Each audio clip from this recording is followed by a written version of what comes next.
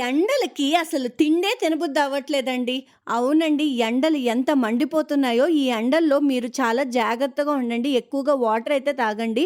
ఈ బిర్యానీలు, junk foods తినకుండా మీ ఆరోగ్యాన్ని మీరే కాపాడుకోండి. ఇప్పుడు నేను చెప్పి ఈ రెసిపీ వేసవికాలంలో మీరు తిన్నారంటే మీ హెల్త్‌కి చాలా చాలా మంచి బెనిఫిట్ అయితే ఉంటుంది. సరే అండి. పాత బియ్యం అయితే తీసుకోండి. ఇప్పుడు మనం ప్రిపేర్ చేయబోతున్నాం దద్దోజనం. దద్దోజనం చాలా చాలా సూపర్‌గా గుళ్ళో ప్రసాదం లాంటి టేస్ట్ అండి. అవునండి. బ్రాహ్మిన్ స్టైల్‌లో నేను మీకు నేర్పబోతున్నాను. చూడండి, పాత బియ్యం తీసుకున్నాను. శుభ్రంగా కడుక్కుని అరగంట నానబెట్టుకున్నాను. ఈ బియ్యంలో గ్లాసు బియ్యానికి 3 గ్లాసులు నీళ్ళు పోసుకున్నాననమాట.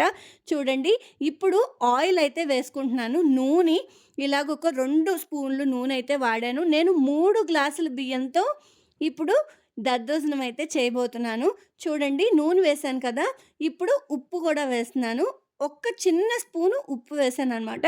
వీటిని కుక్కర్‌లో 5 విజిల్స్ వచ్చే వరకు మనమైతే కుక్ చేసుకోవాలి. అన్నం చూడండి ఎంత మెత్తగా మల్లె పువ్వులా ఉందో చూడండి.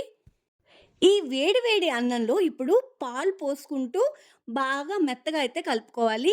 మీరు ఈ వేడి వేడి అన్నంలోనే కలుపుకోవాలండి. అప్పుడే మీకు ముద్దలు ముద్దలుగా అవ్వదు. చాలా చాలా బాగా అవుతుంది. ఈ దద్దోజనం రెసిపీ చాలా చాలా బావుంటుంది. ఎప్పుడూ ఇంట్లో తినే దద్దోజనం కన్నా ఒక్కసారి ఈ విధంగా మీరు ట్రై చేయండి. చాలా చాలా బావుంటుంది. పాలు పోసుకొని ఇలా గుంట గరిటెతో ఇలా మీరు కలుపుతూ ఉండాలి. కలుపుతూనే ఉండాలండి. ఇప్పుడు వేడి వేడిగా ఉన్న అన్నంలో పాలు పోసి ఇలా కలుపుతుంటే పాలు ఫ్లేవర్ అనేది అన్నానికైతే వస్తుందనమాట. చాలా చాలా బావుంటుందండి. ఆల్రెడీ ఇప్పుడు మనం ఆయిల్ ఇంకా ఉప్పుతో మనం కుక్ చేసుకున్నాం. దానికి తోడు ఇప్పుడు పాలు యాడ్ అయితే టేస్ట్ అయితే చాలా చాలా బావుంటుంది.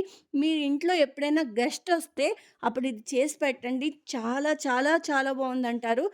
నేను మళ్ళీ మళ్ళీ చెప్తున్నాను. వేడి వేడి అన్నంలోనే మీరు పాలు పోసి కలుపుకోవాలి. చల్లారాక కలిపితే మాత్రం ఉండలుండలొచ్చేస్తుంది. మొత్తం రెసిపీ అంతా పాడైపోతుంది. చూడండి, ఈ విధంగా పప్పు గుత్తితో కలుపుతూనే ఉండాలి. పాలైతే ఎక్కువ పడతాయండి. టేస్ట్ మాత్రం అద్దిరిపోతుంది. మీరెప్పుడైనా ఒక్కసారి ఇది ట్రై చేసి చూడండి. మీరు నమ్మరు. ఇంత బావుంటుందా టేస్ట్ దద్దోజనం అంటారు. చూడండి, మళ్ళీ పాలు యాడ్ చేసుకున్నాను. మళ్ళీ పప్పు గుత్తితో ఇలాగా వీడిని బాగా నలుపుతున్నాననమాట. ముద్దలైతే ఎక్కడ ఉండకూడదు. ఇప్పుడు ఇదంతా పక్కన పెట్టేసుకోవాలండి. ఏంటి, ఒక సీక్రెట్ ఇంగ్రీడియెంట్ చెప్తాను చూడండి. నెయ్య. ఆవు నెయ్యి వేసుకోండి. ఒక 2 స్పూన్లు గానీ, ఒక స్పూన్ గానీ వేసి దీన్ని కూడా మిక్స్ చేయండి. అసలు టేస్ట్ ఉంటుంది. మీరొక్కసారి ట్రై చేయాలండి. మన ఆంధ్ర స్పెషల్ దద్దోజనం అండి. టెంపుల్స్‌లో ఈ ఫ్లేవర్ మన ఇంట్లో రాదనమాట. కానీ ఇది ట్రై చేయండి. అండ్ ఇంకో గరిట క్రీమ్ అనమాట. మీకు ఫ్రెష్ క్రీమ్ మార్కెట్‌లో దొరుకుతుంది. డైరీ ప్రొడక్ట్స్ అమ్ముతారు కదా! అక్కడ ఫ్రెష్ క్రీమ్ అయితే కలిపాను. దీన్ని పక్కనైతే పెట్టేసుకున్నాను. చూడండి ఎంత బ్యూటిఫుల్‌గా ఉందో చూడ్డానికి. రెస్టారెంట్‌లో ఇలాగే అమ్ముతారనమాట. ఇప్పుడు ఒక పెద్ద గిన్నెడు పెరుగైతే కలిపేస్తున్నాను. పెరుగు కమ్మని పెరుగే మీరు వాడాలి. కొన్న పెరుగు కన్నా ఇంట్లో తయారు చేసిన పెరుగైతే టేస్ట్ చాలా బావుంటుందండి. పోపు నెయ్యిలో ఆవాలు, జీలకర్ర, గుండు మినపప్పు, శనగపప్పు అండి. పచ్చిశనగపప్పు ఇంకా పచ్చిమిర్చి వేశాను. కరివేపాకు కూడా వేసుకొని ఈ పోపంతా పెరుగన్నంలో కలిపేయడమే. చూసారు కదండీ! సింపుల్‌గా సూపర్ టేస్టీ దద్దోజనం రెడీ.